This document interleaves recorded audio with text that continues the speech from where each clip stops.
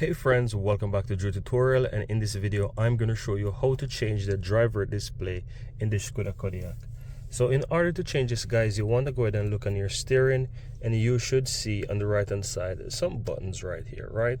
And in order to change the driver display, you want to go ahead and press either the left or the right. So if I press this, you can see that it's now changing on the driver display. Quick one.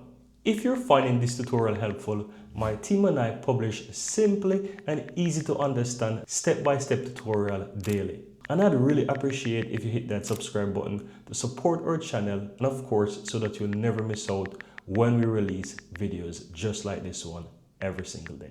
Now let's continue. Right, and if you want to change the information that is in the middle here of that current one, just go ahead and spin the wheel and you will see that it's changing. Have a look at that.